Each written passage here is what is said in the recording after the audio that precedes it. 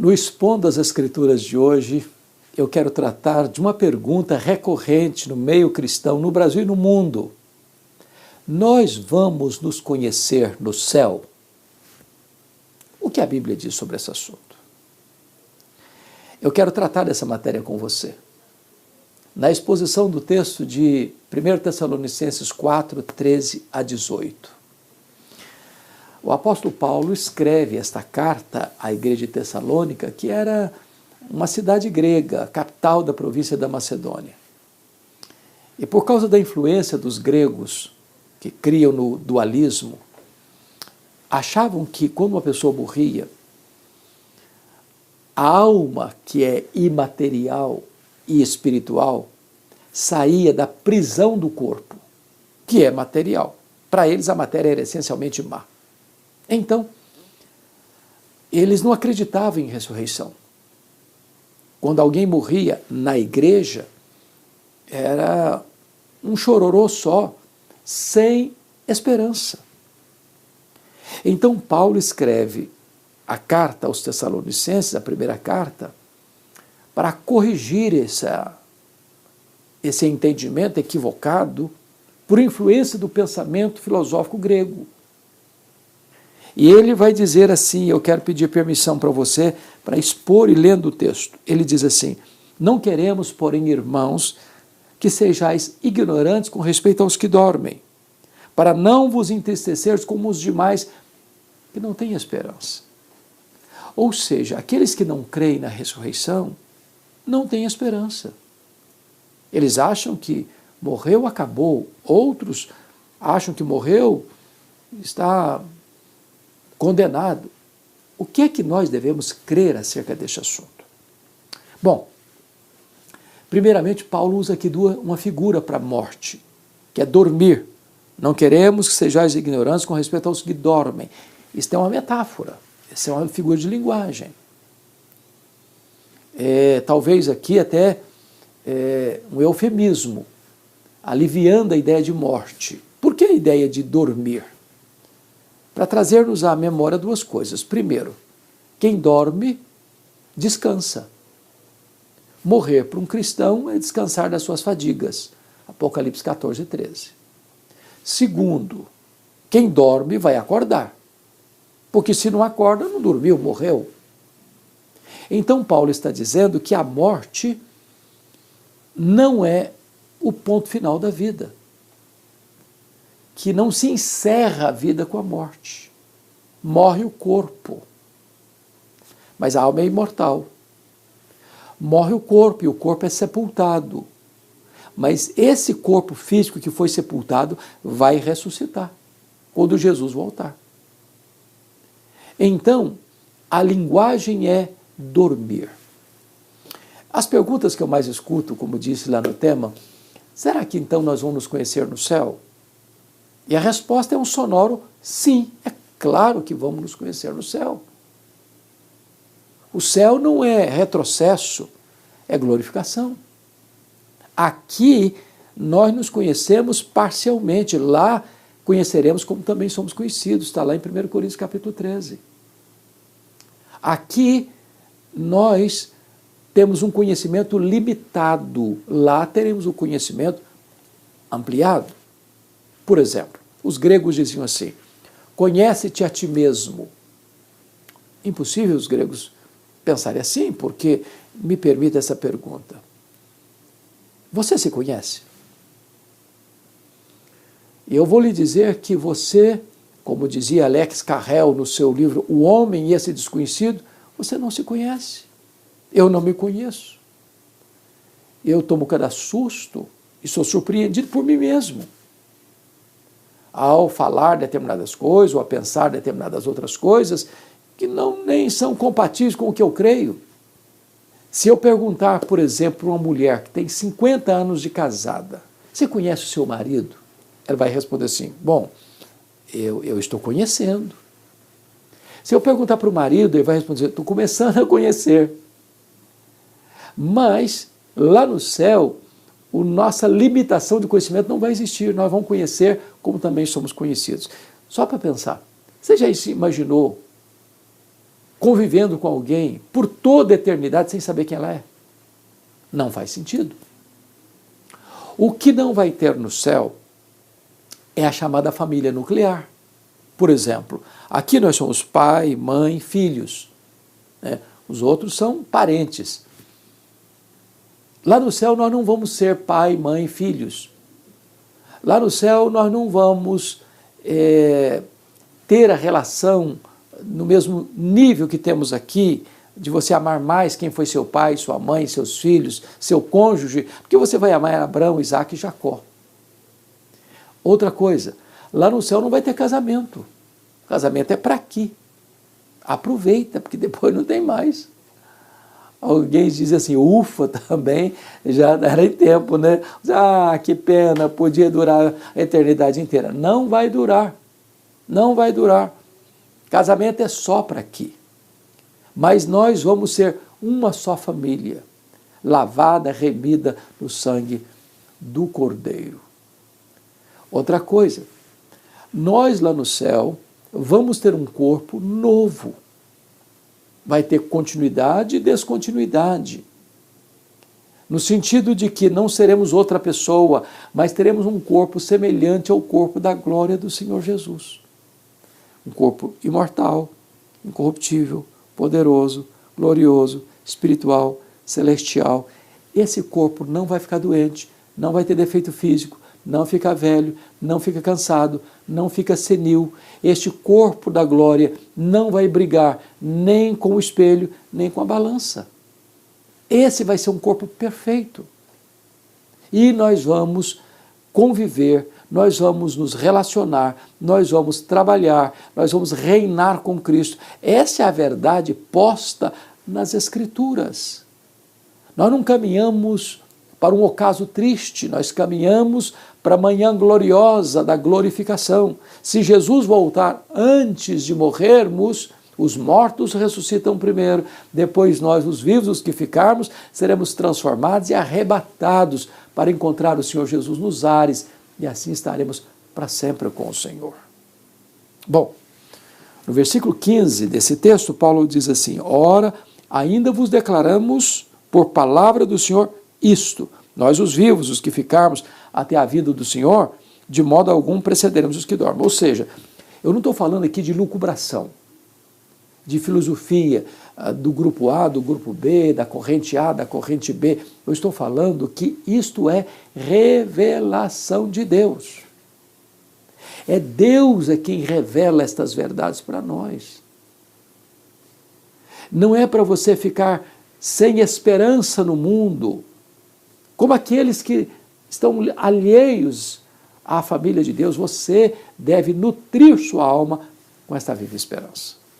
Então esse é o primeiro ponto que eu quero chamar a sua atenção, é que estas verdades que estamos pondo é revelação de Deus. A segunda verdade que Paulo traz aqui é sobre a parousia. No verso 16 ele diz assim, porquanto o Senhor mesmo, dada a sua palavra de ordem, ouvida a voz do arcanjo, ressoada a trombeta de Deus, descerá dos céus. Jesus vai voltar. Ele voltará. E como ele voltará? Primeiro, ele voltará pessoalmente. Está lá em Atos 1:11. Assim como vocês o viram subir, assim também ele voltará entre nuvens. Ele não vai mandar um embaixador, não vai ser um querubim, não vai ser um arcanjo, não vai ser um anjo, não vai ser um serafim, não vai ser um representante. Ele pessoalmente voltará. Voltará. Segundo, ele voltará visivelmente. Está aí Apocalipse 1, versículo 7. Todo olho verá, até aqueles que o traspassaram. Em outras palavras, a segunda vinda de Cristo vai ser o acontecimento mais público da história. As pessoas de todos os lugares hão de vê-lo na sua glória. Para uns vai ser de manhã, para outros vai ser meio-dia, para outros vai ser à tarde, para outros vai ser à noite, em virtude do fuso horário do mundo, mas todos o verão. Certamente, até aqueles que o traspassaram, ou seja, aqueles que zombaram de Cristo, aqueles que escarneceram dele, cuspiram no seu rosto, esbordoaram sua cabeça, vão ter que ressuscitar. E quando Jesus voltar, vão ter que ver a sua glória, a sua majestade, e vão ter que lamentar. Terceiro, Jesus voltará audivelmente, ao ressoar da trombeta de Deus, ouvida a voz do arcanjo, descerá dos céus. Se vai ser o fato mais público da história, também será o fato mais sonoro da história.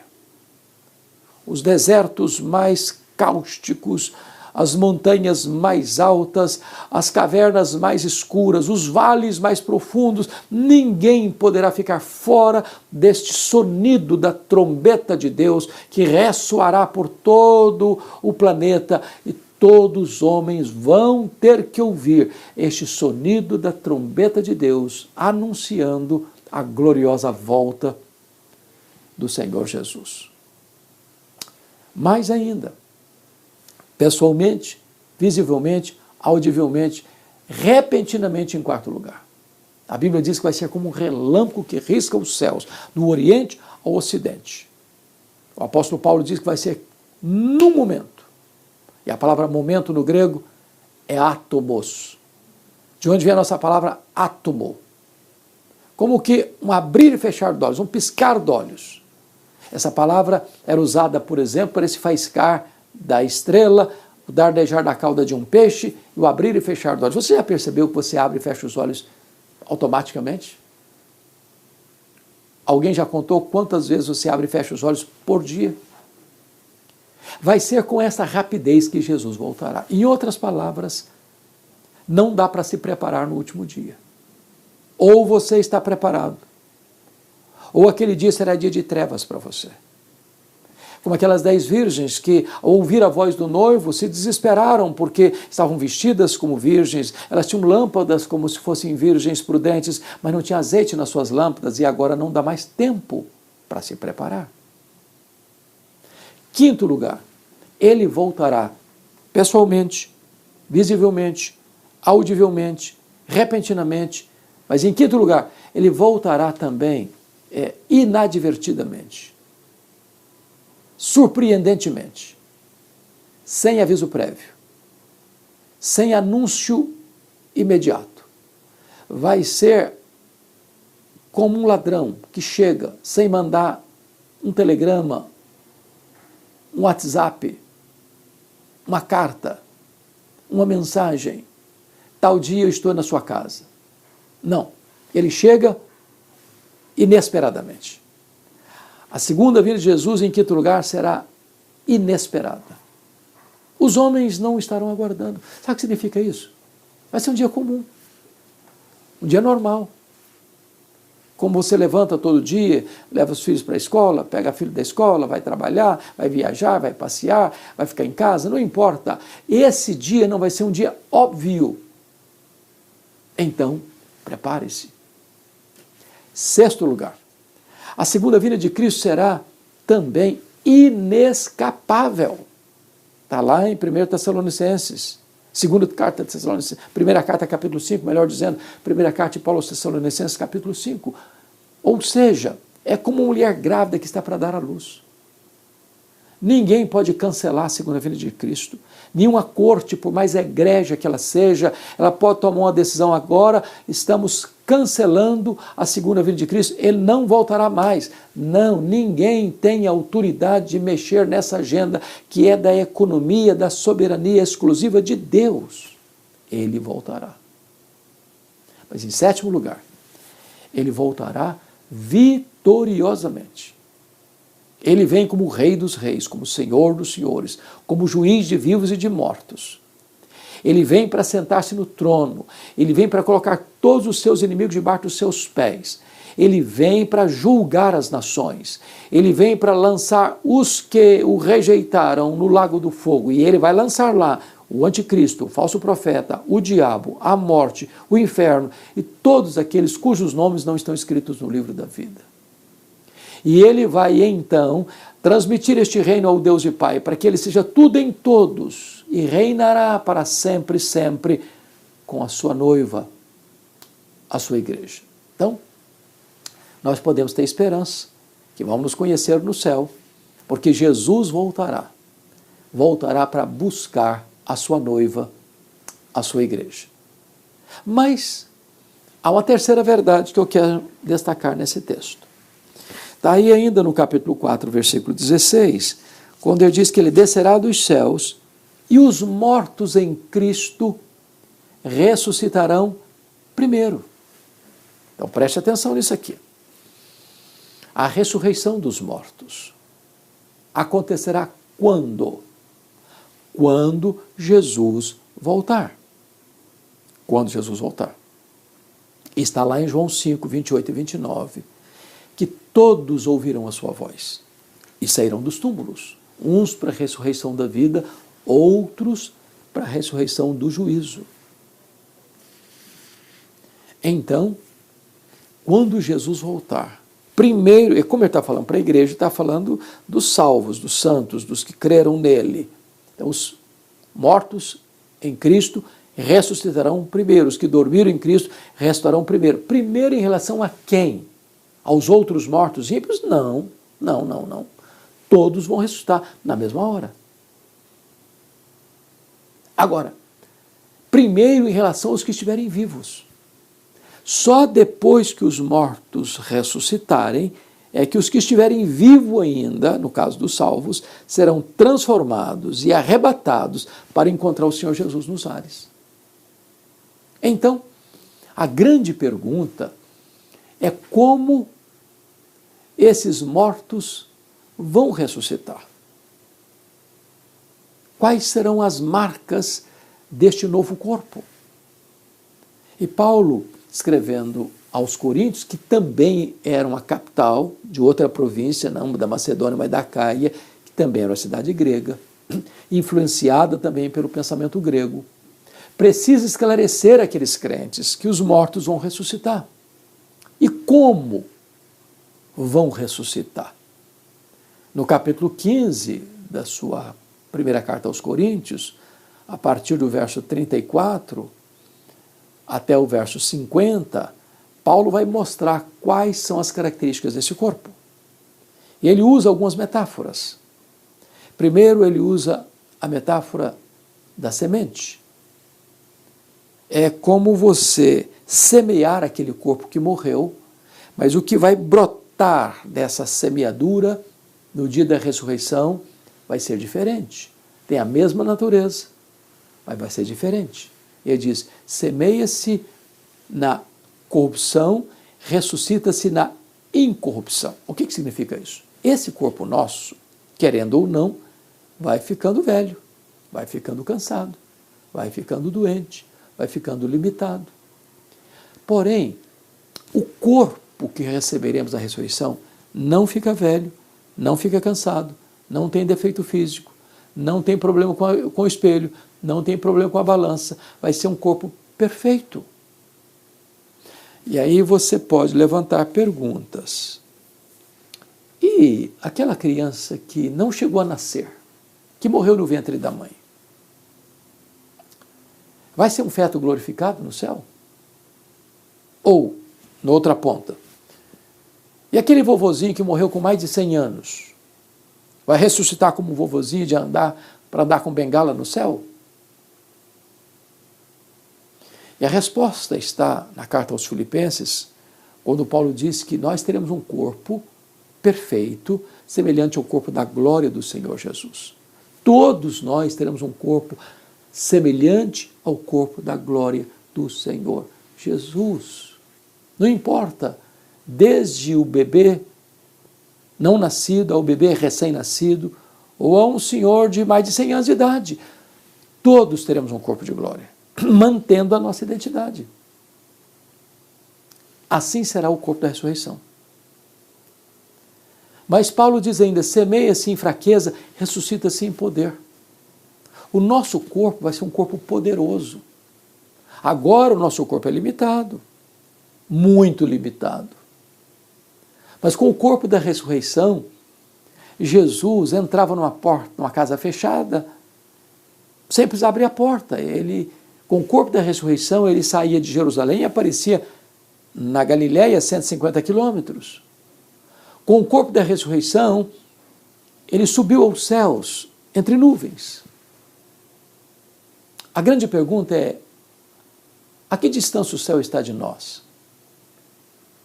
Quando o astronauta russo chegou na Lua, ele disse: não vi Deus. Os estudiosos dizem que o nosso universo tem mais de 93 bilhões de anos-luz de diâmetro. Onde está o céu? Você demoraria mais de 93 bilhões de anos voando à velocidade da luz, 300 mil quilômetros por segundo, para ir de uma extremidade à outra do universo. E onde está o céu? Em outras palavras, se Jesus tivesse voltado para o céu na velocidade da luz, 300 mil quilômetros por segundo, depois de 2.000 anos, estaria logo ali na esquina ainda do universo. O que significa isso? Significa que nesse corpo glorioso, nós não estaremos, nesse corpo poderoso, nós não estaremos mais limitados às mesmas leis da física que nos governam hoje. Eu pergunto a você, quanto tempo um anjo demora para vir do céu à terra? Um estalar de dedos. Assim será o nosso corpo. Nós seremos como os anjos, não no sentido de que não teremos um corpo, mas que vivendo nessa mesma dimensão, de uma outra esfera e uma outra realidade. O nosso corpo será um corpo poderoso. Mas mais, a Bíblia diz que semeia-se em desonra, ressuscita-se em glória. O nosso corpo é desonrado hoje. É verdade, desonrado.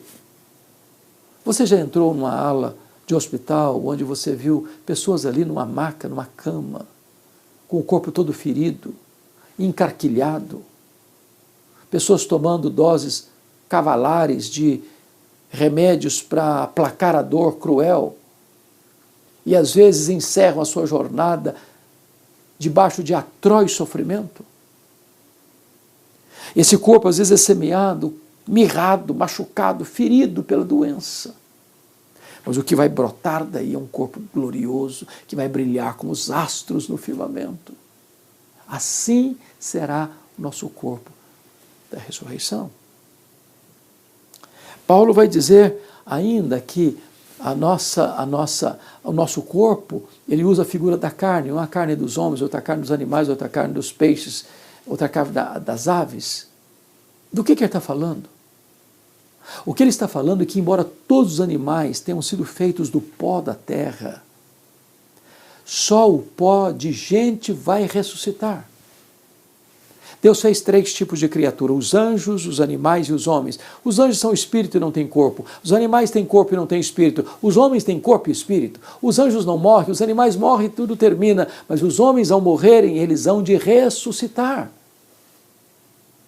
E não importa se na mesma cova tem pó de animal terrestre, tem pó de animais voláteis, tem pó de animais marinhos. O que importa é que se tem pó de gente, o que vai ressuscitar é pó de gente. Porque só nós fomos criados à imagem e à semelhança de Deus. Paulo conclui essas metáforas dizendo que o corpo da ressurreição é como astros. Um é a glória do sol, outro é a glória da lua, outro é a glória das estrelas. Até entre estrela e estrelas há diferente resplendor. Assim também é a ressurreição do corpo. Ora, talvez Paulo esteja tratando aqui do que nós chamamos de galardões. É claro que todos vão brilhar, mas talvez nem todos vão brilhar com a mesma intensidade. Lá em Daniel capítulo 12 diz que aqueles que a muitos conduzirem à justiça brilharão como o sol no seu fulgor. Oh, como vai ser glorioso esse corpo! Oh, como vai ser glorioso esse dia! Oh, como vai ser gloriosa a morada celestial! E nós estaremos lá, os remidos e lavados no sangue do Cordeiro, e vamos nos conhecer. Seremos um só povo, uma só família, um só rebanho, uma só igreja, uma só noiva, uma só nova Jerusalém. Estaremos para sempre com o Senhor. Então, nesse dia que Jesus voltar, os mortos ressuscitam, aquela alma que já está lá no céu com Cristo, reinando com Ele, volta com Ele, aquele corpo que foi semeado e sepultado, ressuscita de forma incorruptível, imortal, poderosa, gloriosamente, E então esse corpo se une àquela alma que vem do céu e agora está completo, corpo e alma glorificados. Os vivos então são transformados e arrebatados para encontrar o Senhor Jesus nos ares, e assim todos nós seremos arrebatados para encontrar o Senhor Jesus nos ares, e assim estaremos para sempre com o Senhor. Paulo começa no versículo 13 dizendo que tinha desesperança. Eu não quero que vocês viam como os demais que não têm esperança.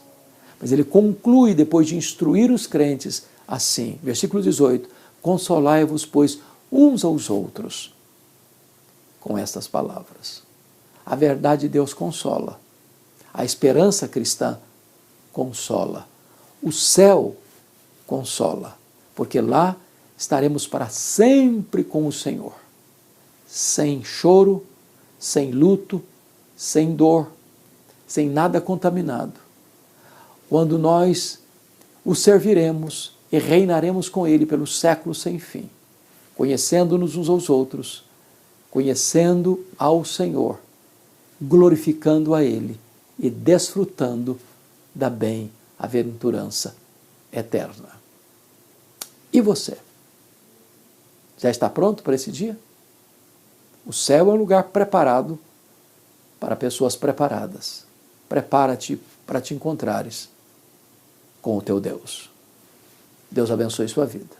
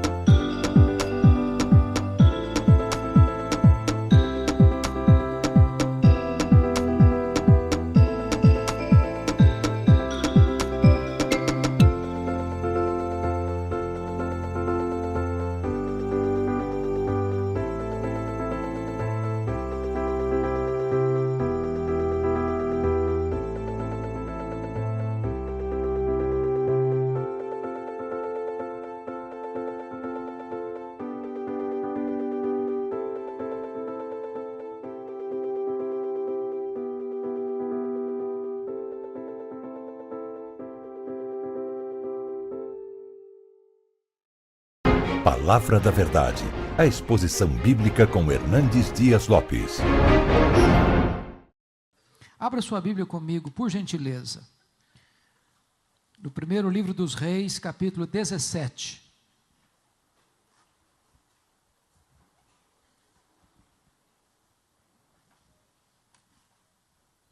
Primeiro livro dos Reis, capítulo 17.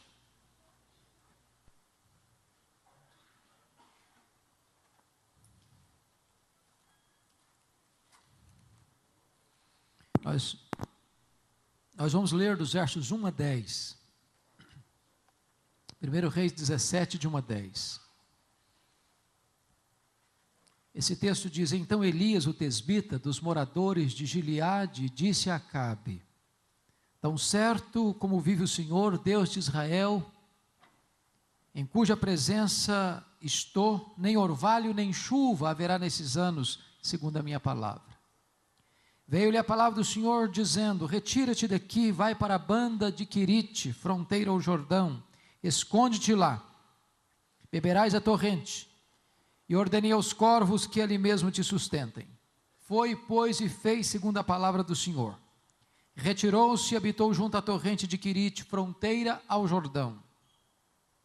Os corvos lhe traziam pela manhã pão e carne, bem como pão e carne ao anoitecer, e bebia da torrente. Mas passados dias a torrente secou, porque não chovia sobre a terra.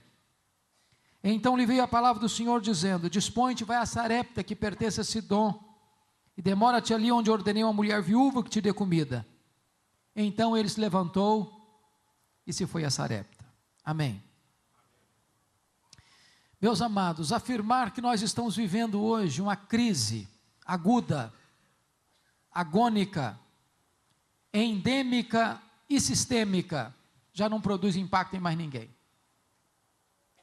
Parece que a palavra de ordem hoje é a palavra crise. Sobretudo, crise de integridade. No governo, no Congresso Nacional, na Câmara dos Deputados, no Poder Executivo, Legislativo e Judiciário. A crise está presente na família e até na igreja. Porém, pensar que há mais de 2000 anos, o profeta Elias estava enfrentando uma crise mais aguda do que a nossa, nos faz refletir. E eu queria então situar Elias, para nós extrairmos desse texto algumas lições. Vocês se lembram que no ano 931 a.C., com a morte do rei Salomão, depois de 120 anos de monarquia em Israel, o reino foi dividido. Das 12 tribos, 10 seguiram a liderança cismática de Jeroboão I, formando o que nós chamamos de Reino do Norte, cuja capital veio a ser Samaria. Esse Reino do Norte durou apenas 209 anos, ou seja, de 931 a.C. a 722 a.C., quando a Assíria tomou este reino e levou para o cativeiro o povo. E o Reino do Norte nunca mais foi restabelecido como soberania nacional. O que é curioso é que esse Reino do Norte, que durou 209 anos, teve 19 reis, em 8 dinastias diferentes, e nenhum desses reis andou com Deus. Todos foram maus, ímpios, idólatras e perversos. O que é digno de destaque é que o rei que governa agora recebe o apelido de o pior rei de Israel, o rei Acabe. E se isso não fosse suficiente, ele casou-se com a pior mulher do mundo, Jezabel. A mulher era feiticeira, era assassina e mandona. O rei era apenas um boneco na sua mão. Foi esta mulher quem, à força de lei, impôs o culto a Baal em Israel como culto oficial e passou a perseguir e matar os profetas de Deus. Foi nesse tempo de crise política, econômica, religiosa, moral e espiritual, que Deus levantou, não um partido, não uma denominação. Deus levantou um homem para fazer diferença na história da nação. E eu preciso então conhecer esse homem. Quem foi esse homem? Com seus olhos pousados no texto comigo, vejamos o verso 1. Então Elias, o tesbita, dos moradores de Gileade, disse a Acabe. Quando diz aí Elias, o tesbita, não está falando do sobrenome dele, da família dele, está falando da procedência geográfica dele. Ele vem de Tisbé, um lugarejo insignificante, incrustado lá nas fraldas das montanhas de Gileade, da Galileia, um lugar pequeno, desconhecido. Elias vem de um lugar desconhecido, de uma família desconhecida, porque ele não é profeta, ele não é discípulo de profeta, ele não vem de uma família sacerdotal, ele não vem de uma família rica, ele não tem diplomas enfeitando a sua parede, ele não tem cartas de recomendação, ele é apenas Elias o tesbita, um homem desconhecido, de uma família desconhecida, de um lugar desconhecido, mas um homem levantado por Deus. E eu aprendo aqui a primeira lição: Deus não precisa de estrelas para fazer a sua obra. Deus não precisa de figurões para fazer a sua obra. Talvez um dos maiores problemas da igreja evangélica brasileira é que nós temos figurões demais, estrelas demais, gente que se julga importante demais. E eu já tenho aprendido uma coisa: as estrelas só brilham quando o sol não está brilhando. Quando o sol está brilhando, não tem espaço para as outras estrelas brilharem. Se o sol da justiça, Jesus Cristo, estiver sendo exaltado, não tem espaço para a exaltação do homem na igreja. Talvez um dos maiores pecados da igreja evangélica brasileira hoje é que nós temos tratado alguns pastores, pregadores e cantores evangélicos como verdadeiros astros de cinema. Temos cometido o pecado da tietagem evangélica na igreja brasileira. Temos colocado líderes no pedestal. E muitas vezes esses líderes se esquecem de que eles têm os pés de barro. E eles caem. E a igreja sofre. Não há nada que Deus abomine mais do que o culto à personalidade. Do que colocar homens em destaque. Na igreja de Deus, todos nós estamos nivelados no mesmo patamar, somos todos servos. Paulo denuncia essa tendência do culto à personalidade na igreja quando ele escreve a sua primeira carta aos Coríntios. A igreja estava dividida em grupos.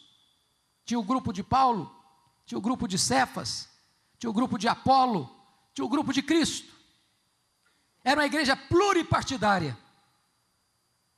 Havia lá o PLP, Partido Liberal de Paulo. Eram os fundadores da igreja. Tem gente que tem síndrome de dono de igreja.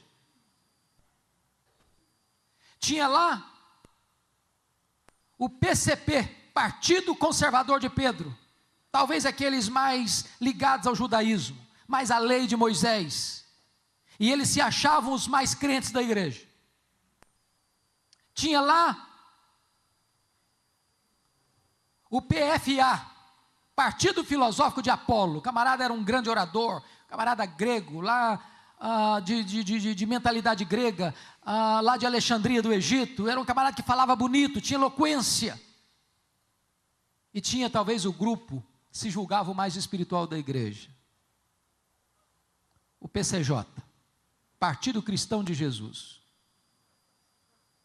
Aí Paulo põe o machado da verdade na tendência desta tolice chamada culto à personalidade e pergunta: mas quem é Paulo? Quem é Apolo? Apenas servos por meio de quem vocês creram. Eu plantei, Apolo regou, mas o crescimento vem de Deus. De tal maneira que nem o que planta, nem o que rega é coisa nenhuma, mas Deus que dá o crescimento. Irmãos, nós temos tratado determinados pregadores hoje de maneira tão esquisita. Eu conheço pregador, por exemplo, igual político, sem desmerecer os políticos, mas via de regra um político, num encontro, ele chega sempre depois que começa e sai antes de terminar, que ele é o centro das atenções, deve ficar debaixo dos holofotes. Eu conheço pregador que quando ele chega na igreja, ele chega com segurança, e à medida que ele vai entrando, o povo fica de pé, e as luzes vão acendendo em cima dele. Eu conheço pregador que prega em púlpito blindado. Há pouco tempo, eu convidei um cidadão para pregar e não consegui falar com ele porque ele estava blindado. Quando eu consegui falar com a secretária, dizia: eu gostaria de convidar o fulano de tal para pregar. A secretária dizia: ele não prega mais em igrejas, mais não, ele só prega em grandes encontros. Aí eu disse para a secretária: então o seu pastor é mais importante do que Jesus, e mais importante que o apóstolo Paulo. Porque pelo que me consta, Jesus pregou o seu melhor sermão para uma pessoa só. E Paulo pregava publicamente e também de casa em casa. Nós estamos hoje vivendo a realidade de pastores e cantores que só vão pregar diante de altos cachês. Estamos comercializando o sagrado. Há poucos dias um colega meu dos Estados Unidos ligou para um cantor aqui no Brasil, e sem desmerecer nenhum cantor, eu os amo e admiro o trabalho deles. Mas o irmão já respondeu no telefone: aleluia, irmão. Falei: aleluia, eu estou querendo te convidar para vir cantar aqui na igreja. Falei: uma condição, eu vou sim, mas eu quero 2 passagens de primeira classe, quero um hotel 5 estrelas, quero um carro à minha disposição, e quero $10.000 depositados antecipadamente na minha conta. Aí o pastor, coitado, ficou embaraçado e disse: meu irmão, eu tenho algumas dificuldades. Primeiro, porque não tem hotel 5 estrelas na cidade que eu estou. Segundo, porque eu não tenho $10.000 para botar na sua conta. E terceiro, que eu já perdi a vontade de convidar também.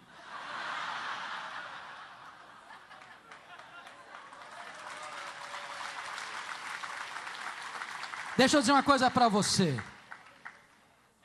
Eu não tenho nenhum problema quando você convida alguém, você dá uma oferta generosa de amor. Mas se alguém exigir oferta, desconvida. Ainda que o pedido que ele fez é menor do que o que você queria dar. Porque nós não podemos permitir que a igreja vire um mercado. Nós não podemos comercializar aquilo que é a graça de Deus. O Senhor não aceita isso. E a igreja não pode caminhar nessa direção.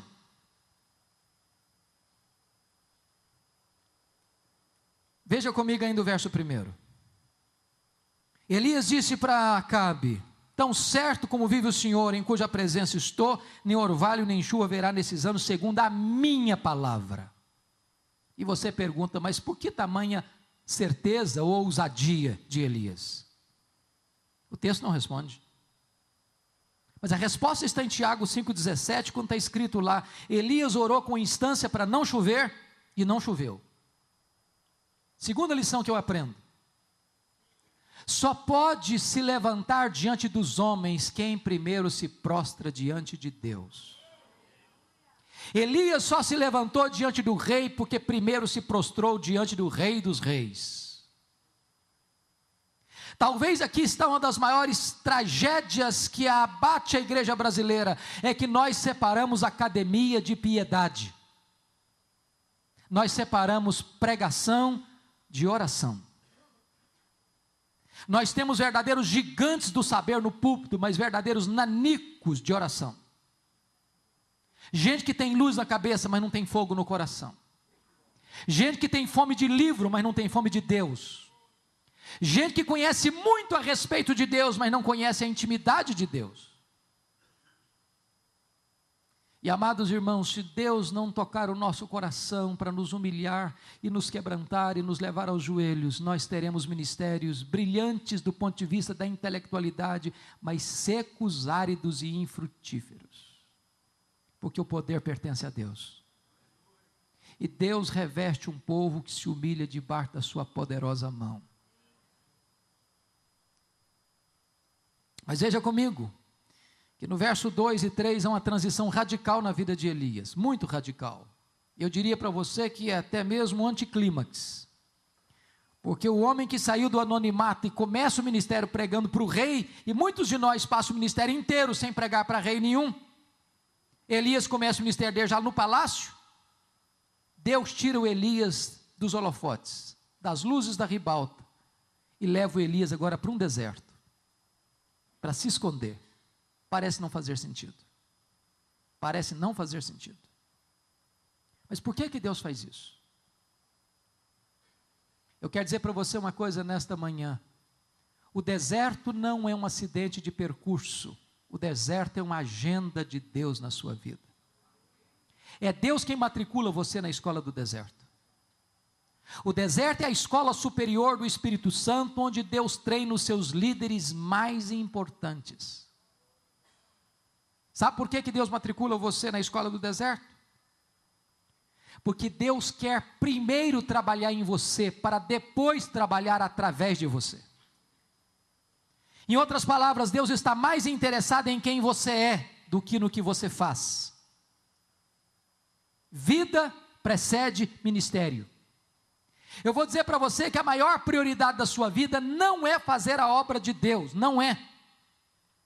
A maior prioridade da sua vida é conhecer o Deus da obra. Quando Jesus chamou os apóstolos, não os chamou prioritariamente para pregar, chamou-os para estarem com Ele e só depois os enviou a pregar. Vida com Deus precede trabalho para Deus.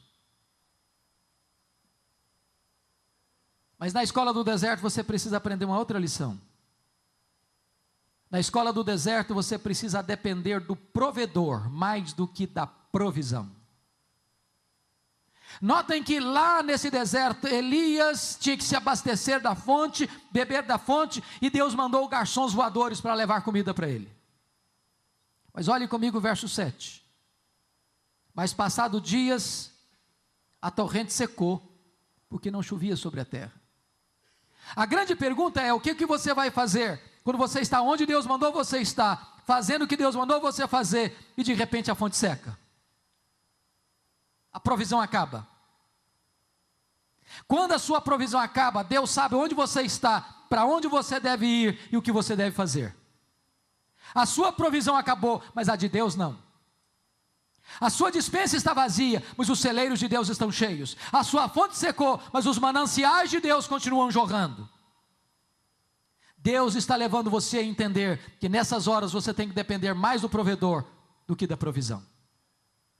Me permitam, por favor, ilustrar isso com uma experiência pessoal. No ano 2000, eu fui para os Estados Unidos com a minha família para fazer um curso de doutorado na área de pregação. A igreja que eu pastoreio há 27 anos, a primeira igreja presbiteriana de Vitória, decidiu prover para mim um valor mensal de $2.300 para o nosso sustento. Eu fui com a intenção também de encontrar meia bolsa. Obviamente, desses 2.300 eu tinha algo a deduzir. Primeiro, que pastor é dizimista. Muito embora tem muita gente falando contra o dízimo, mas o dízimo é bíblico.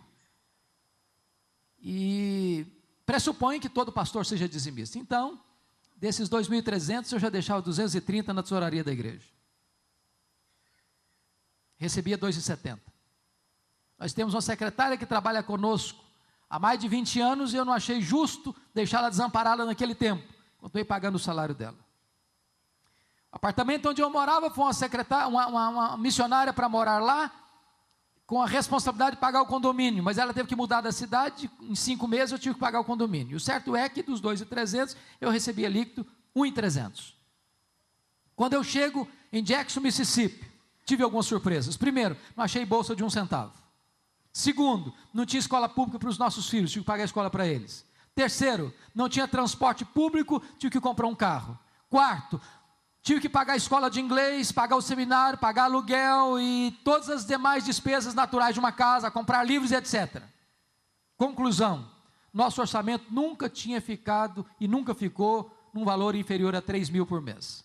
Eu tinha uma receita de 1.300.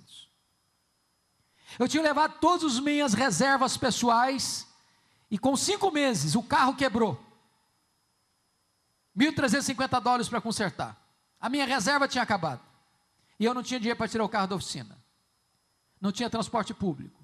Não tinha dinheiro para comprar comida para casa, nem para pagar o seminário.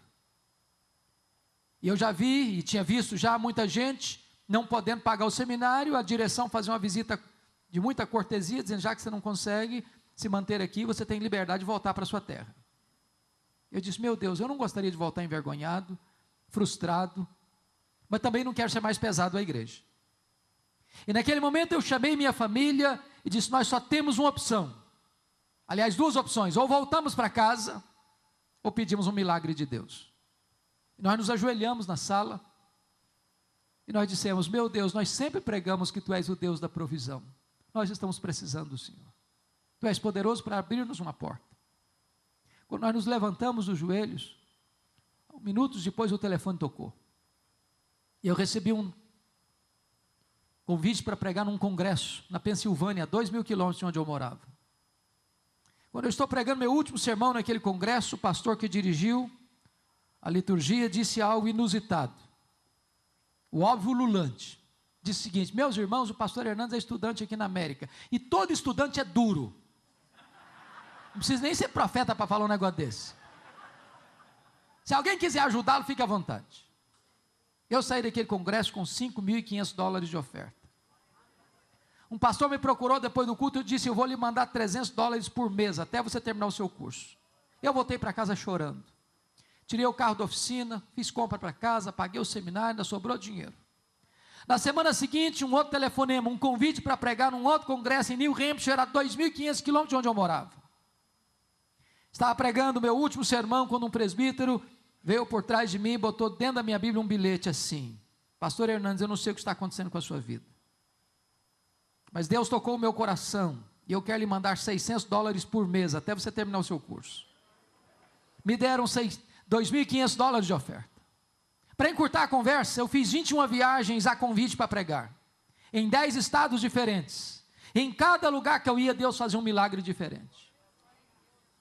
Um dia uma mulher fez uma viagem de 60 milhas, de noite, debaixo de neve, porque Deus tocara o coração dela para onde eu estava, para botar uma oferta no meu bolso. No dia que eu vim embora, eu fui ao banco fechar a conta. Para minha surpresa, exatamente o valor das nossas economias pessoais que nós havíamos levado estava lá no banco. E Deus nos ensinou uma lição: quando a sua fonte seca, a minha fonte continua jorrando. Quando a sua despensa fica vazia, os meus celeiros estão cheios. Você tem que depender do provedor mais do que da provisão. Agora veja comigo, por favor, versículo 8, porque é uma outra transição na vida de Elias. Então lhe veio a palavra do Senhor dizendo: dispõe-te, vai a Sarepta, que pertence a Sidom, e demora-te ali, onde ordenei uma mulher viúva que te dê comida. Então ele se levantou e se foi a Sarepta. Sabe o que Deus está dizendo para Elias aqui? Elias, aperte os cintos, meu filho. Vou matricular você agora no estágio mais avançado. Você acabou o estágio do deserto, agora eu vou jogar você na fornalha. Sarepta significa fornalha, fogo, cadinho. Deus ainda está trabalhando em Elias para depois trabalhar através de Elias. E note você que Deus manda Elias sair do esconderijo e ir para Sidom, fora de Israel. Só que conforme o capítulo 18 deste mesmo livro, versículo 10, você pode conferir aí na sua Bíblia, nesse tempo que Elias ficou escondido em Querite, Acabe o procurava, em Israel e nas nações vizinhas, para matá-lo. E para sair desse esconderijo, ele correu o risco de ser morto pela polícia de Acabe. Mas o Deus que manda é o Deus que protege. E Deus parece que tem senso de humor, porque o que Deus fala para ele não faz sentido. Era um tempo de fome na terra, e a seca atingindo Israel, atingia também os limites de Israel. E Deus diz: vai, porque lá eu ordenei uma mulher viúva que te dê comida. Se Deus dissesse o contrário, faria um pouco de sentido. Meu filho, chega de ficar descansando, chega de ficar escondido, vamos trabalhar um pouquinho agora. Eu vou te mandar para Sarepta para você cuidar de uma mulher viúva. Ele faria um pouquinho de sentido, ele teria um ministério. Mas Deus diz: vai, porque lá uma mulher viúva vai te sustentar. E ele sai de Querite para não morrer de sede e quase morre de fome em Sarepta, porque a viúva que vai dar comida para ele está morrendo de fome. É como se Deus dissesse para você: pode ir, meu filho, a porta vai estar aberta. E você chega lá, a porta está fechada. Pode ir, meu filho, que vai ter provisão. Você chega lá, não tem provisão. É que Deus ainda está trabalhando em você, para depois trabalhar através de você. Deus está ensinando você que você tem que depender não da provisão, mas do provedor. Aquela viúva conheceu a Deus na cozinha. E eu fico imaginando que Deus não deve ter multiplicado um tonel de azeite, um saco de trigo para ela de uma vezada só. Eu acho que toda vez que aquela mulher ia para a cozinha, ela colocava lá a porção para fazer a refeição e olhava na vasilha, o nível do azeite era o mesmo, o nível do trigo era o mesmo, e todo dia Deus fazia um milagre naquela casa. O seu Deus ainda multiplica azeite na nossa botija e farinha na nossa panela. Ele é o Deus da provisão. Por outro lado, na mesma casa onde acontece um milagre, também acontece uma tragédia. O filho único desta viúva adoece e morre. Tem existido uma pregação por aí, amados irmãos, falsa, perigosa, dizendo o seguinte: que crente não pode ficar doente, crente não pode ter problema financeiro. Eu quero dizer para você que crente bate carro, crente fica doente, Crente enfrenta a luta. Crente passa por vale sombrio. Crente chora a dor dos seus mortos. Ser crente não é ficar blindado das intempéries naturais da vida, não é uma colônia de férias, nem um parque de diversões. Jesus nunca nos prometeu ausência de dor, de angústia, de aflição. O que Ele nos prometeu é estar conosco e nos dar vitória no meio das lutas. O que é grave é que esta mulher bota a culpa em Elias. Você que é pastor e está aqui hoje, sabe de uma coisa. Há uma tendência no ser humano de transferir e projetar suas dores e buscar um culpado para os dramas que enfrenta. Se um filho se divorcia, o culpado é o pastor. Se alguém enfrentou um problema financeiro, o culpado é o pastor. E o grande drama aqui é o seguinte, que talvez nada machuque mais o coração de um líder do que ser acusado daquilo que ele não deve. Talvez a tendência nossa é sermos valentes em nos defendermos. Eu conheço pastor que chega a dizer o seguinte: é melhor passar por cima do meu cadáver do que passar por cima dos meus direitos. O que me impressiona é que Elias não se defendeu, mesmo estando coberto de razão. Talvez aprendendo um princípio que Jesus ensinou mais tarde: não se esmaga a cana quebrada, nem apaga a torcida que fumega. Tripudiar sobre quem já está machucado e ferido não faz sentido. A única palavra que Elias diz para aquela viúva foi esta: transfira para os meus braços a sua dor, me dê seu filho morto aqui. E diz a Bíblia que ele pega a criança morta, sobe para o seu quarto, e lá ele abre o bico, lá ele fala muito, lá ele fala com Deus, nos ensinando uma outra lição: se nós orássemos mais, nós brigaríamos menos. Se nós orássemos mais, nós nos defenderíamos menos. Se nós orássemos mais, nós veríamos mais os milagres de Deus acontecendo. Quantas reuniões de liderança, madrugada dentro, com os nervos à flor da pele, com resultados pífios. Se nós orássemos mais, teríamos reuniões mais curtas e mais eficazes. O que me impressiona é que Elias tem coragem de fazer um pedido inédito para Deus. Não tem nenhum relato de ressurreição até então. Talvez se hoje alguém fosse fazer um pedido inédito para Deus, nós o chamaríamos de inconsequente, de herético, de heterodoxo, de insano. Mas Elias tem a capacidade de pedir para Deus algo inédito, para que Deus ressuscitasse o menino. E Deus ressuscitou. Deus faz o inaudito, o extraordinário, o insólito, o incomum. Deus faz milagres. Agora pense nessa cena comigo, irmãos, dentro da realidade evangélica brasileira hoje, onde muitas pessoas fazem propaganda de si mesmos. Pense comigo se Elias fosse um desses estrelas de hoje no Brasil. Eu acho que antes de devolver o menino morto para a mãe, a primeira coisa que ele ia fazer é chamar uma coletiva da imprensa. E mostrar para todo mundo que quão grande homem ele era. Agora sim levantou-se um poderoso profeta de Deus que até os mortos ressuscitam. Eu acho que Elias ia fazer um pouco mais. Ele ia fazer um discurso de alto elogio antes de devolver o menino para a mãe. Eu acho que ele ia bater palmas para ele mesmo. Eu acho até que ele ia fazer um solo do hino Quão Grande És Tu diante do espelho.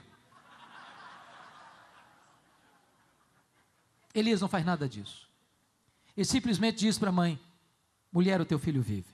Sabe o que ele está nos ensinando com isso? Se Deus está usando a sua vida e o seu ministério, amado irmão e irmã, bote a boca no pó. Porque Deus não divide a sua glória com ninguém. Não existe grande servo de Deus. Não existe grande homem de Deus. Existem servos servindo ao grande Deus. Só Deus é grande.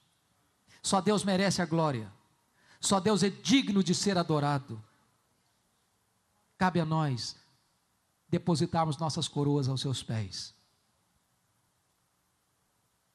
Agora deixa eu dizer uma coisa para você. Quando você honra Deus, Deus honra você.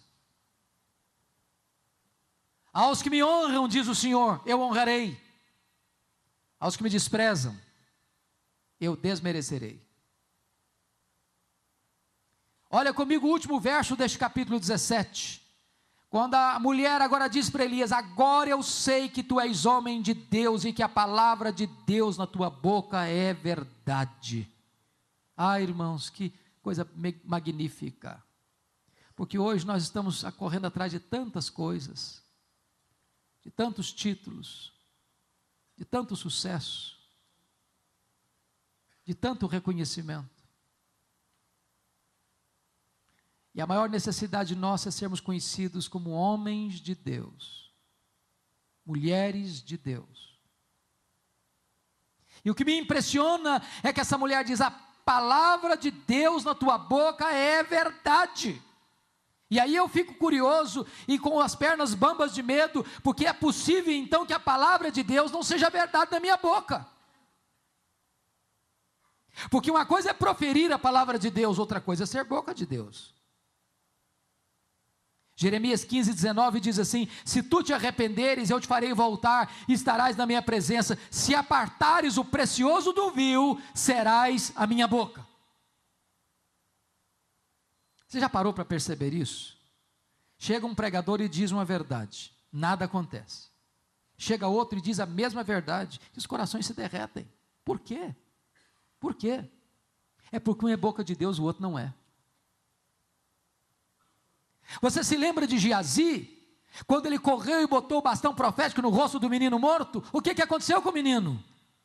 Continuou morto. Mas o problema não era o bastão, era quem carregava o bastão.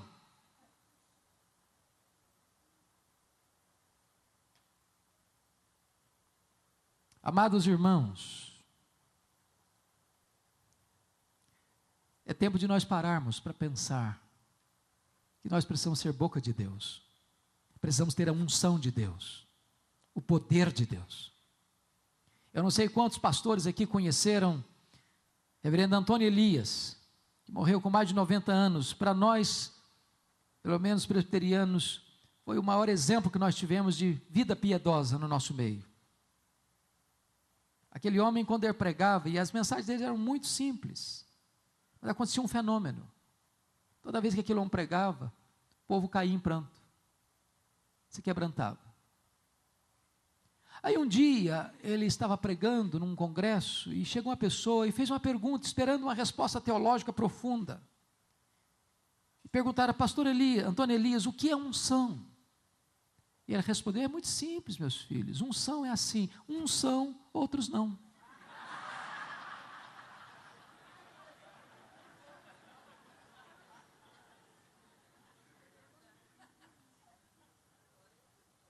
Você é boca de Deus? Você tem apartado o precioso do vil? Você tem abastecido a sua alma na fonte? Você tem sede de Deus? Você tem sido tratado por Deus? Você tem sido matriculado na escola de Deus? O que nós mais precisamos hoje é de homens que sejam boca de Deus. Sabe o que me impressiona hoje? É que os maiores sermões da história dos pais da igreja, dos reformadores, dos puritanos, dos avivalistas, dos pregadores mais conhecidos da história, esses sermões estão hoje disponíveis em nosso vernáculo. Mas se nós pegássemos um desses sermões hoje e o pregássemos outra vez, não teria o mesmo resultado mais. Por quê? Por quê? E aí eu tenho que concordar com o metodista piedoso do século XIX, E.M. Bounds, quando ele diz o seguinte: nós estamos à procura de melhores métodos e Deus está à procura de melhores homens. Deus não unge métodos, Deus unge homens. Homens mortos tiram de si sermões mortos, e sermões mortos matam. Martinho Lutero dizia que sermão sem unção endurece o coração das pessoas. Nós dependemos do Espírito Santo. Precisamos ser boca de Deus. Eu conheço um caso até jocoso, engraçado, de um seminarista que resolveu decorar o sermão de Jonathan Edwards. Jonathan Edwards foi a mente mais brilhante do século XVIII na Nova Inglaterra. Um homem que experimentou um poderoso avivamento nos idos de 1735, 1740 em Enfield, Massachusetts, Nova Inglaterra.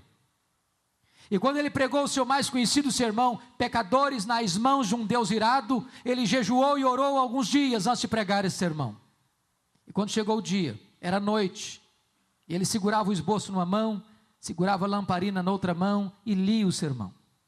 Na medida que ele lia o sermão, o seu auditório foi tomado de convicção de pecado e começou a chorar, se humilhar, se quebrantar. Pessoas se agarravam nas pilastras do templo e choravam copiosamente. Quando ele terminou o seu sermão, o auditório estava caído, prostrado em lágrimas, e houve mais de 500 conversões naquela noite.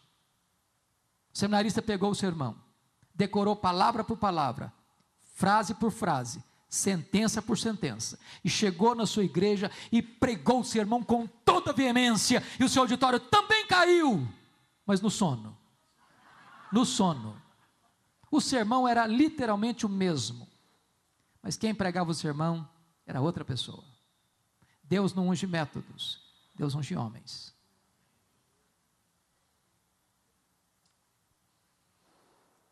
Por favor, caminhe comigo um pouco mais. Vamos ver o capítulo 18, verso 1. Muito tempo depois veio a palavra do Senhor a Elias no 3º ano, dizendo: vai, apresenta-te a Acabe, porque darei chuva sobre a terra. Partiu, pois, Elias a apresentar-se a Acabe. Sabe o que me impressiona? É que Deus preparou na escola da vida Elias durante 3 anos e meio, para usá-lo num único dia, aqui no Monte Carmelo.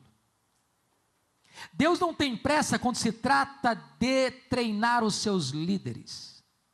Nós estamos vivendo na época do fast food, nós estamos vivendo na época de propagandas assim: entre nessa escola e aprenda a falar inglês num mês.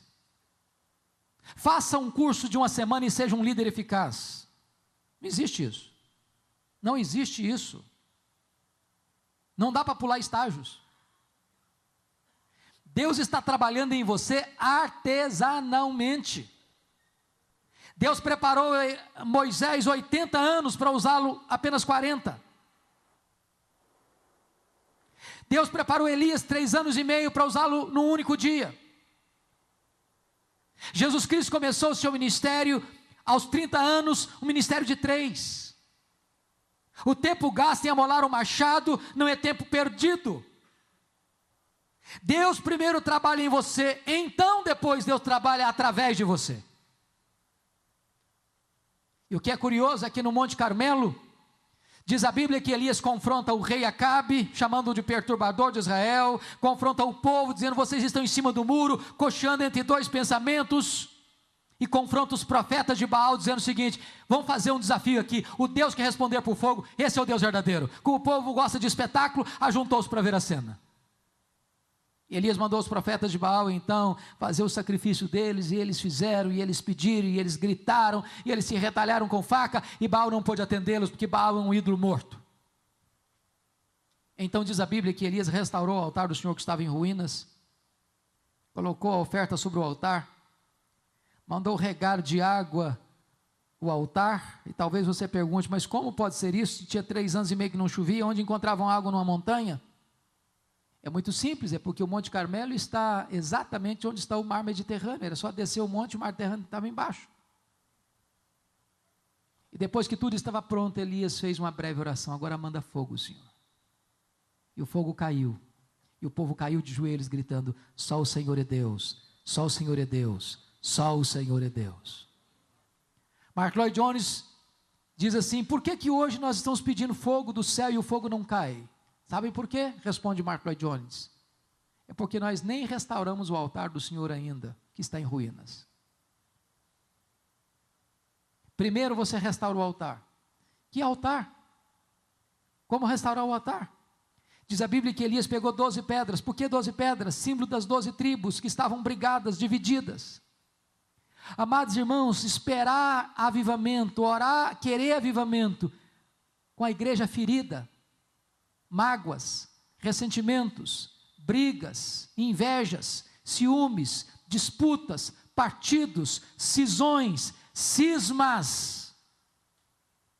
Não faz sentido. Primeiro nós levantamos o altar de Deus que está em ruínas. Primeiro nós colocamos tudo sobre o altar. Então vamos orar e o fogo vai cair. Diz a Bíblia que depois daquela magnífica vitória, Elias elimina os profetas de Baal e sobe para o alto da montanha. E lá ele bota a cabeça entre os joelhos e clama a Deus para que as torrentes voltassem para regar a terra. Eu não sei se você já parou para perguntar o seguinte, olha de novo o capítulo 18, verso 1 comigo. Muito tempo depois veio a palavra do Senhor a Elias, no 3º ano, dizendo: vai, apresenta-te a Acabe, porque darei chuva sobre a terra. O que me impressiona aqui é o seguinte, Deus não disse assim, vai, apresenta-te a Acabe, ore e eu darei chuva. Está escrito ore aí no versículo 1? Não. Por que Elias então subiu para o monte para orar? Porque a palavra de Deus é, vai, apresenta-te a Acabe e darei chuva. Não tinha no pacote da chuva oração. Por que Elias ora?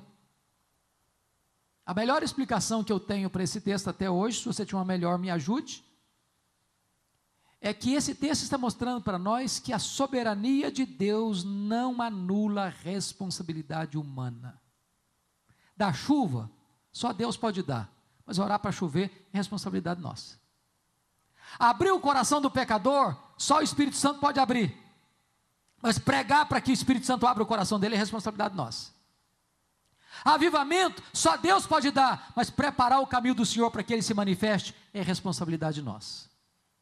E Elias orou, insistentemente, perseverantemente, humildemente, vitoriosamente, e as torrentes de Deus desceram. E aí, eu queria que você fosse comigo rapidamente para o capítulo 19, porque o capítulo 19 é um anticlímax no ministério de Elias, uma mancha, uma mácula no ministério de Elias. E se você estivesse escrevendo a biografia de Elias, talvez você pularia o capítulo 19. Esse gigante de Deus recebe um recado de Jezabel: faça-me os deuses o que me aprover, se amanhã a estas horas você, Elias, não estiver morto, como você matou os profetas de Baal. Diz a Bíblia que Elias temeu, que Elias fugiu, que Elias pediu para morrer e entrou em depressão. Você pode entender isso? Por que está escrito na Bíblia? Talvez para nos ensinar uma grande lição, e a lição é essa: todo líder tem os pés de barro. Você pode repetir essa frase comigo? Todo líder tem os pés de barro. Este homem, gigante de Deus, que orou e o céu se fechou, esse gigante de Deus que orou e Deus multiplicou azeite e farinha, esse gigante de Deus que orou e o morto ressuscitou, esse gigante de Deus que orou e o fogo caiu, esse gigante de Deus que orou e as chuvas desceram, agora está com medo, está fugindo, querendo morrer, depressivo. E eu queria tocar nesse assunto hoje, irmãos, porque não tem nenhum assunto mais complexo e talvez mais mal entendido na igreja evangélica do que o problema da depressão. Eu tive muita angústia na minha alma de lidar com esse tema e resolvi escrever um livro, Suicídio, Causas, Mito e Prevenção. E vocês sabem de um fato: há mais suicídios no mundo do que assassinatos. Para cada suicídio que é proclamado na imprensa, tem 10 que não são ditos. A principal causa de suicídio é a depressão. E muita gente olha para a depressão de maneira equivocada na igreja evangélica, talvez por duas influências. Primeiro, de um pregador neopentecostal, conhecido de todos vocês, chamado T.L. Osborne, que faz cruzadas no mundo inteiro para milhões de pessoas. T.L. Osborne diz que depressão é demônio. Aí quando a pessoa está deprimida, diz: você está com demônio. Aí bota mais uma tonelada de culpa nas costas dela. A outra influência para mim negativa vem de um escritor reformado, calvinista, chamado J. Adams, que diz o seguinte, que depressão é pecado. Aí se tem alguém enfrentando a depressão, diz: não está em pecado. E tem muita gente dentro das nossas igrejas que sofre calada, porque dizem que não, você está em pecado, não tem demônio, ou você não tem fé, você é um fraco espiritual, é por isso que você está passando por isso. E eu vou dizer para vocês o seguinte: tem muitos crentes, irmãos nossos, se matando, chegando ao suicídio, por não entender que depressão é uma doença que precisa ser tratada convenientemente, com remédio, com terapia e com fé. Será que depressão pode ter a ver com demônio? Pode. Você que é pastor e lida com gente que veio da feitiçaria, sabe que tem muita gente deprimida por causa disso. Será que depressão tem a ver com pecado? Pode ter também. Se você ler o Salmo 38, 32 e 51 de Davi, você vai ver que ele estava deprimido porque guardou o pecado no coração. Mas a pergunta é, um crente cheio do Espírito Santo pode enfrentar a depressão? E a resposta é pode. Pode. Eu estava pregando um congresso em Belo Horizonte, falando sobre depressão, e quando eu fiz essa afirmação que um crente cheio do Espírito Santo pode ter depressão, levantou uma moça brava no auditório. E ela levantou o dedo e disse, pastor, o que o senhor está falando é um absurdo. Como é que um crente cheio do Espírito Santo pode ter depressão? Eu olhei para ela e disse, minha filha, como é que um crente cheio do Espírito Santo pode ter miopia e precisar usar óculos? Como é que um crente cheio do Espírito Santo pode entupir uma veia do coração e precisar fazer uma ponte safena? Como é que um crente cheio do Espírito Santo pode ter um câncer? Por que a gente pensa que daqui para cima é uma coisa, daqui para baixo é outra? Eu gostaria de lhe dar 3 títulos para você estudar sobre esse assunto. Primeiro, um título secular, O Demônio do Meio-Dia, de Andrew Solomon. Todo pastor devia ler esse livro. O Demônio do Meio-Dia, de Andrew Solomon. É a melhor obra em português sobre depressão. Agora, um livro evangélico, O Sorriso Escondido de Deus, de John Piper.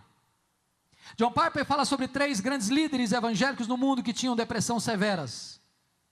David Brainerd, John Bunyan e William Cowper.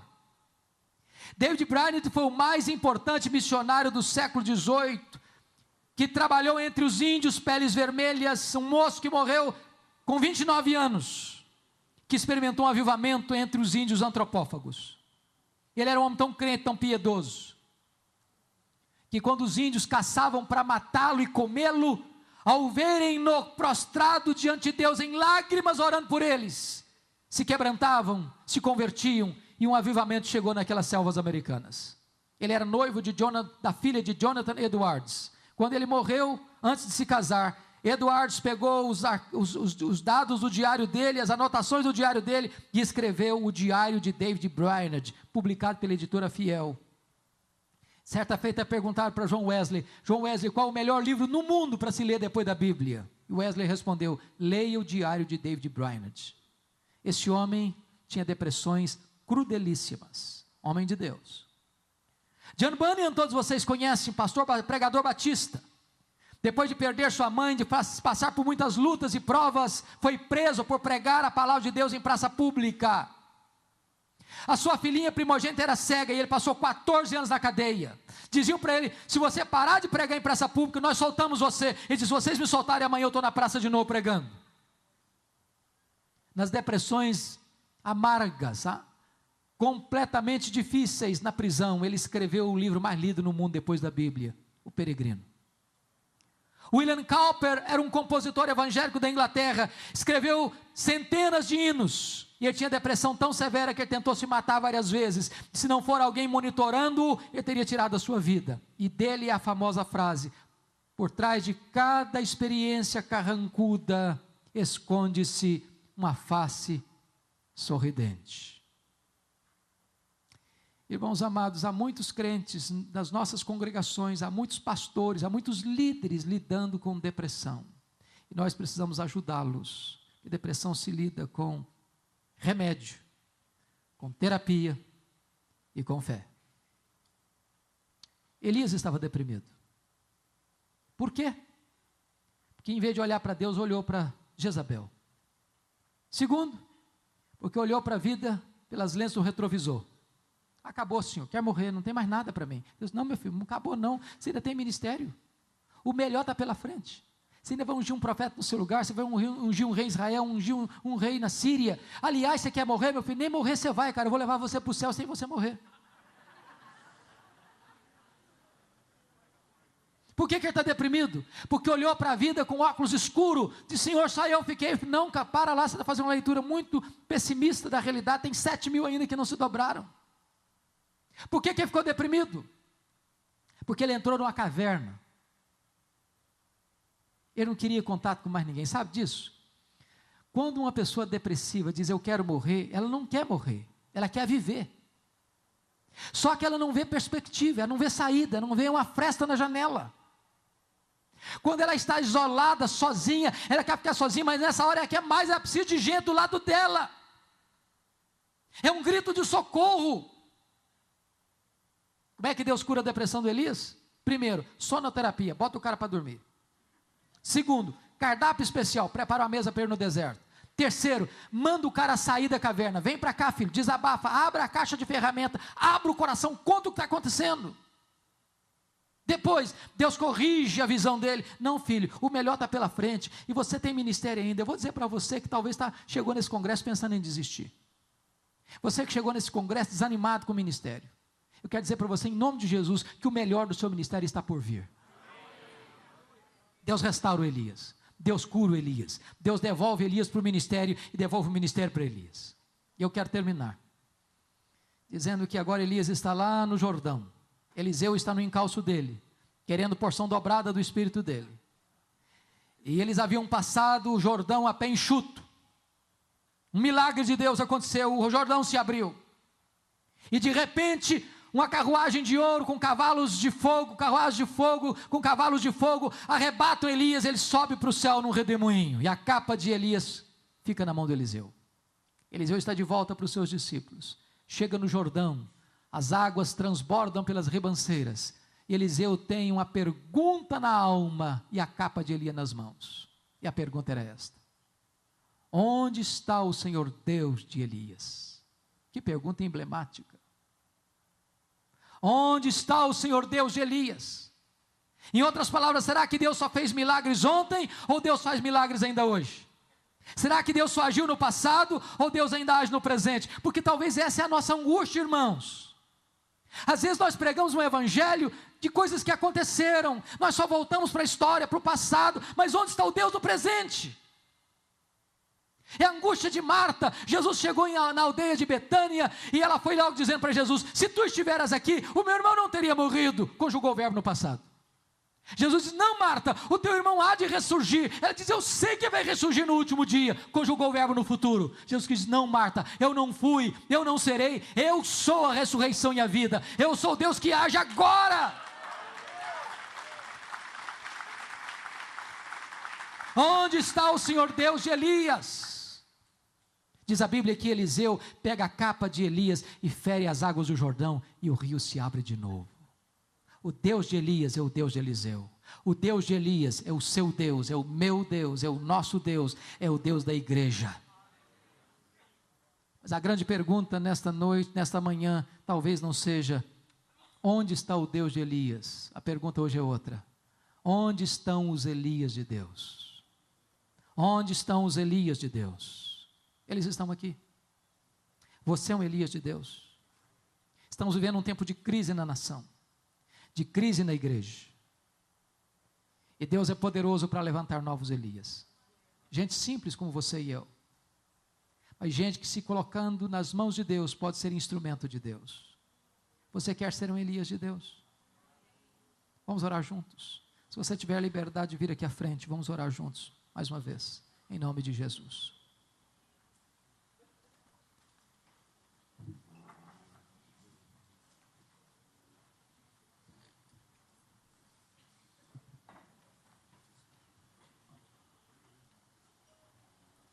Irmãos amados,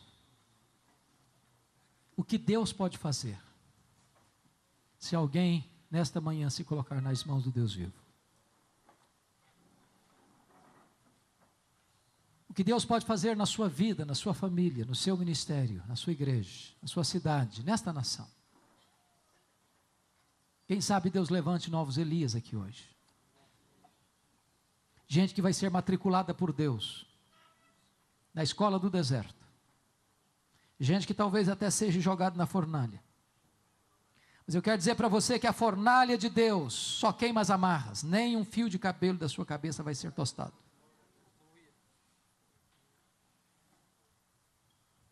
Deus vai equipar você, preparar você, para depois usar você, instrumentalizar você. Talvez você veja aqui hoje, você está numa caverna.